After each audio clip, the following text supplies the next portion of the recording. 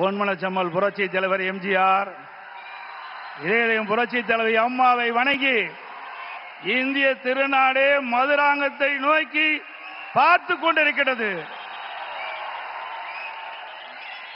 பாரத பிரதமர் அவர்கள் என்ன பேச போகிறார் என்று நாடே எதிர்பார்த்துக் கொண்டிருக்கின்றது. பாரத பிரதமர் அவர்கள் இந்த மண்ணிலே கால் வைத்தவுடனே இயற்கையே சூரியனை மறைத்து விட்டது.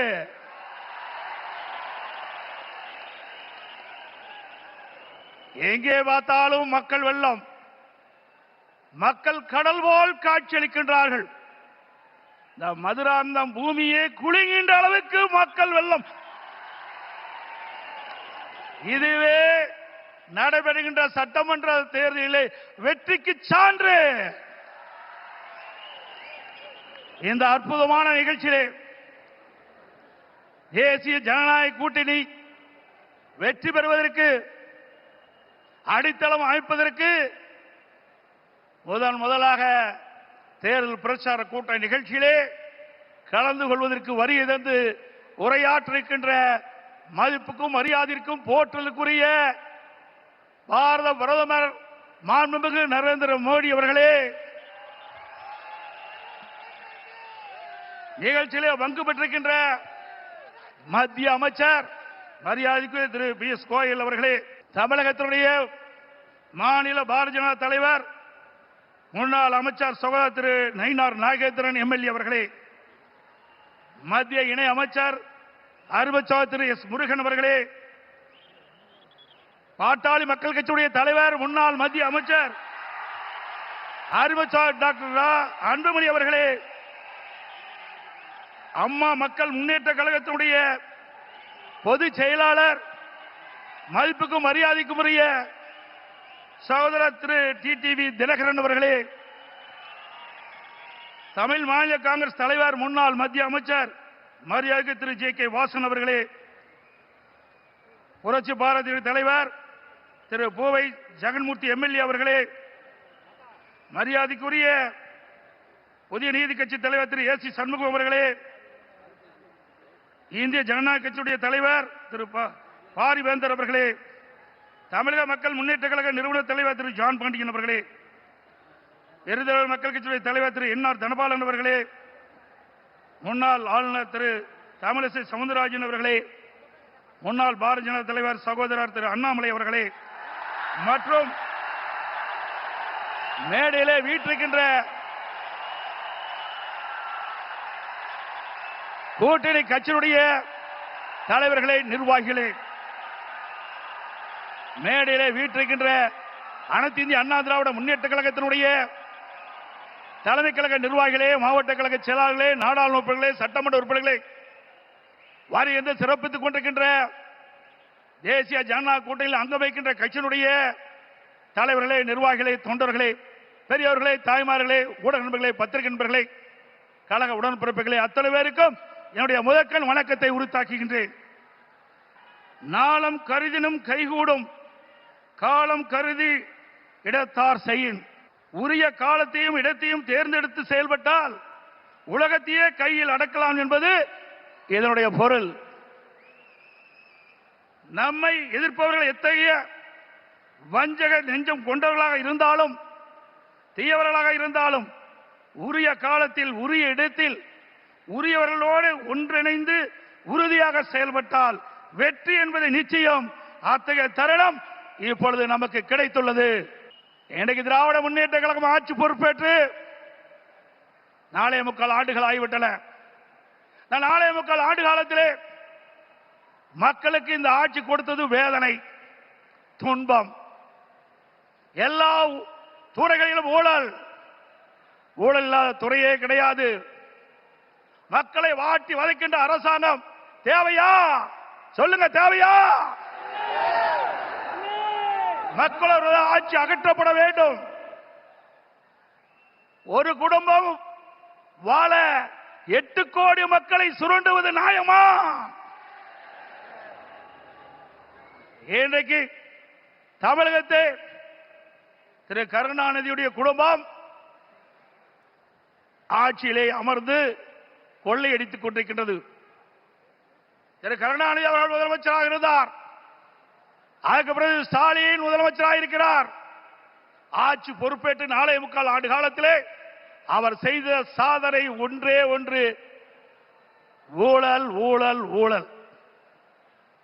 இன்றைக்கு திரு ஸ்டாலினுடைய குடும்பம் உலக அளவிலே மிகப்பெரிய பணக்கார குடும்பமாக திகழ்ந்து கொண்டிருக்கிறது.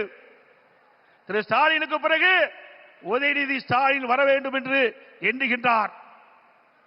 திராவிட முன்னேற்ற கழகத்தில் எத்தனையோ பேர் உழைத்தவர்கள் இருக்கின்றார்கள். அவர்கள் எல்லாம் வீதியிலே பார்க்கப்படுகிறோம்.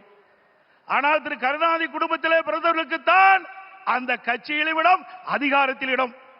அந்த அடிப்படையிலே தான் எந்த ஒரு தகுதியும் இல்லாத திரு உதயநிதி அவர்களுக்கு முதலில் சட்டமன்ற உறுப்பினர் ஆக்கினார், பிறகு அமைச்சராக்கினார், இப்பொழுது துணை முதலமைச்சராக்கி இருக்கின்றார். அடுத்தது எந்த காலத்துக்கும் எந்த பதவிக்கும் திரு கருணாநிதி குடும்பம் வர முடியாது. வர முடியுமா? இந்த தேர்தல் தான் திமுகவுக்கு இறுதி தேர்தல். தீய சக்தி திமுகவை வீழ்த்துவோம். பொன்மனச்சம்பல் புரட்சி தலைவர் எம்ஜிஆர், இதயம் புரட்சி தலைவர் அம்மா இருவரும் தலைவர்கள் கண்ட கனவை நிறைவேற்றுவோம்.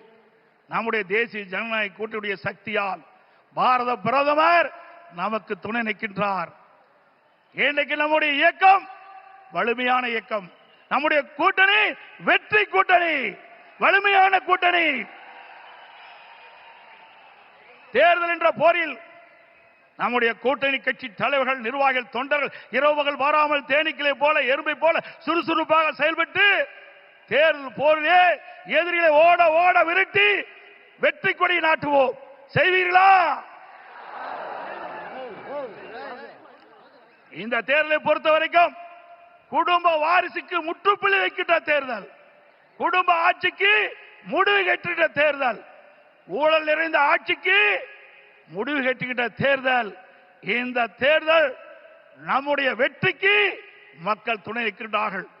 நம்முடைய கூட்டணி கட்சி தலைவர்கள் இன்றைக்கு எழுச்சியோடு இங்கே உரையாற்றிருக்கின்றார்கள். எனக்கு பின்னாலே பாரத பிரதமர் அவர்களும் உரையாற்றிருக்கின்றார்கள். ஆக நம்முடைய கூட்டணி இந்த தேர்தலிலே 210 இடங்களிலே வெல்லும், பெரும்பான்மையான இடங்களிலே வெல்லும். அண்ணா திமுக ஆட்சி அமைக்கும். அதோடு திரு ஸ்டாலின் சொல்லுகிறார், இன்றைக்கு மத்தியிலே தமிழகத்துக்கு எந்த திட்டமும் கிடைக்கவில்லை என்ற ஒரு தவறான தகவலை சொல்லிக் கொண்டிருக்கின்றார். சிந்தித்து பார்க்க வேண்டும். அனைத்து இந்திய அண்ணா திராவிட முன்னேற்ற கழக ஆட்சியிலே தான் மத்தியிலே பல திட்டங்களை நாம் பெற்றோம். நாம் கேட்ட நிதியை கொடுத்தார்கள், கேட்ட திட்டத்தை கொடுத்தார்கள். தமிழகம் முழுவதும் இருக்கின்ற பல்வேறு ரயில்வே கடவுகளிலே உயர்மட்ட பாலம் வேண்டும் கேட்டோம். அதிகமான பாலத்தை கொடுத்தது மத்திய அரசு. அதே போல தேசிய நெடுஞ்சாலைகள், தமிழகத்தில் இருக்கின்ற போக்குவரத்து நெரிசலை குறைப்பதற்கு பல்வேறு தேசிய நெடுஞ்சாலைகளை வழங்கினார்கள். அது மட்டுமல்ல, சென்னை மாநகரத்தில் அதிகமான போக்குவரத்து நெரிசல் இருக்கின்ற காரணத்தினாலே மெட்ரோ ரயில் திட்டம் கட்டம் 2 அதற்கு அனுமதி கொடுக்கப்பட்டு சுமார் 63,000 கோடி ஒரே திட்டத்திற்கு அனுமதி வழங்கி அந்த திட்டத்தை மத்திய அமைச்சர்களே நேரடியாக வந்து அடிக்கல் நாட்டி சாதனை படைத்தோம். இதெல்லாம் மத்திய அரசாங்கம் கொடுக்கப்பட்ட திட்டம் அல்லவா? அதற்கு மேலாக காவிரி மேட்டூர் அணையிலிருந்து திறக்கப்படுகின்ற நீர் நதி, காவிரி நதியின் வழியாக கடலிலே போய் கலக்கின்றது. அப்படி அந்த நதி நீர் மாசுபடாமல் இருப்பதற்காக பாரத பிரதமர் அவர்களை நான் சந்தித்து, முதலமைச்சர் இருக்கின்ற பொழுது அவரை சந்தித்து இந்த கோரிக்கை வைத்தேன். நடந்தாய் வாழி காவிரி திட்டம் சுமார் 14,000 கோடி இந்த திட்டத்திற்கு நிதி தேவை. கொடுத்த உடனே அவர் பார்த்தார், அற்புதமான திட்டம், இந்த திட்டத்தை நிச்சயமாக நிறைவேற்றி தருவேன் என்று சொல்லி மேதக குடியரசுத் தலைவர் உரையிலே இடம்பெற செய்து கடந்த 2024 ஆண்டு அதற்கு அனுமதி கொடுக்கப்பட்டது. ஆனால் இந்த அரசு முடக்கி வைத்திருக்கின்றது. உண்மையிலேயே இந்த அரசு மக்கள் மீது அக்கறை இருந்தால் மத்திய அரசு அனுமதி கொடுக்கப்பட்ட திட்டத்தை நிறைவேற்ற மனமில்லை.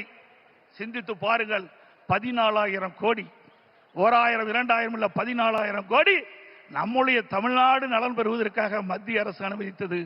பாரத பிரதமர் அவர்கள் மனமுகந்து கொடுத்த அந்த திட்டம், அந்த திட்டத்தின் மூலமாக காவிரி நதியிலே கரை ஓரமாக இருக்கின்ற கழிவு நீர்கள் அந்த நதியிலே கலக்கின்ற பொழுது நீர் மாசுபடுகிறது.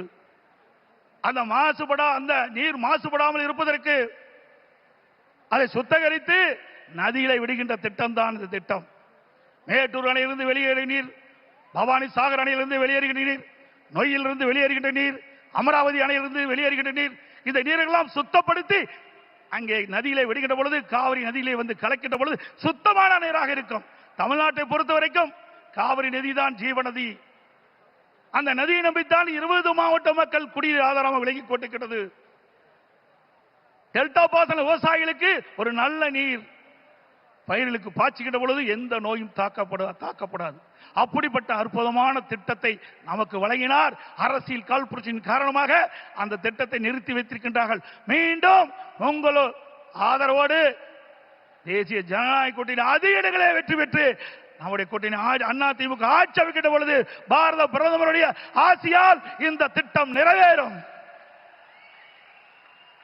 அதே போல ஒரே ஆண்டில் நாம் வைத்த கோரிக்கை 11 அரசு மருத்துவக் கல்லூரி மருத்துவமனை கொடுக்கப்பட்டது. இந்திய வரலாற்றிலேயே ஒரு மாநில அரசுக்கு ஒரே ஆண்டில் 11 அரசு மருத்துவக் கல்லூரி மருத்துவமனை கொடுத்த வரலாறு கிடையாது. அந்த வரலாற்றையும் பாரத பிரதமர் திரு நரேந்திர மோடி அவர்கள் நமக்காக வழங்கினார். அதனால் நம்முடைய மாணவர்கள் அதிக இடங்களிலே மருத்துவர்களாக சேர்ந்து படிக்கக்கூடிய வாய்ப்பை பெற்றிருக்கின்றார்கள். இதையெல்லாம் சாதனை. இன்னும் பல திட்டங்கள் மத்தியில் இருந்து நமக்கு கிடைக்கப்பட்டன. அனைத்து இந்திய அண்ணா திராவிட முன்னேற்ற கழக அரசு இருக்கின்ற பொழுது மத்திய அரசோடு இணக்கமாக இருந்தோம். கேட்ட திட்டத்தை கொடுத்தார்கள், கேட்ட நிதியை கொடுத்தார்கள். தமிழகம் வளர்ச்சி பெற்றது. இன்றைக்கு இருக்கின்ற ஆட்சியாளர்கள் வேண்டுமென்றே திட்டமிட்டு மத்தியிலே குறை சொல்லி இன்றைக்கு லஞ்ச லாவணியத்திலே இந்த அரசு திளைத்துக் கொண்டிருக்கின்றதை நேரத்திலே சுட்டிக்காட்டி அதோடு எண்ணிய இன்னியாங்கு எய்து எண்ணியார் இன்னியராப் பெரிய ஒரு செயலை செய்து முடிக்க எண்ணுபவர் மிக உறுதியுடன் இருந்தால் அவர் நினைத்தபடியே அந்த செயலை செய்து முடிப்பார் என்ற குரலுக்கு மிக பொருத்தமானவர் நமது பாரத பிரதமர் நரேந்திர மோடி அவர்கள். இன்னைக்கு உலகமே பாராட்டுகின்ற அளவிற்கு இந்திய நாட்டுக்கு பெருமை சேர்த்தவர் பாரத பிரதமர் அவர்கள். கொரோனா காலம், இன்னைக்கு இந்த கொரோனா காலத்திலே அந்த வைரஸ் நோயால் இன்னைக்கு வல்லரசு நாட்டில் கூட மக்களை காப்பாற்ற முடியவில்லை. அந்த காலகட்டத்தில் விலை மதிக்க முடியாத உயிரை காப்பாற்றுவதற்கு அவர் எடுத்த நடவடிக்கையினால் லட்சக்கணக்கான மக்கள் உயிர் பிழைத்தார்கள். அந்த நோய் எப்படி தாக்கும், எப்படி வரும், அதற்கு என்ன சிகிச்சை அளிக்க முடியும், அதற்கு என்ன மருந்து என்று கண்டுபிடிக்க முடியாத சூழ்நிலை கூட தன்னுடைய திறமையால் ஆற்றால் அதற்கு சிகிச்சை அளிப்பதற்கு உரிய மருந்தை கண்டுபிடித்து உரிய சிகிச்சை அளித்து விலை மதிக்க முடியாத உயிர்களை காப்பாற்றிய மா மனிதர் பாரத பிரதமர் நரேந்திர மோடி அவர்கள்.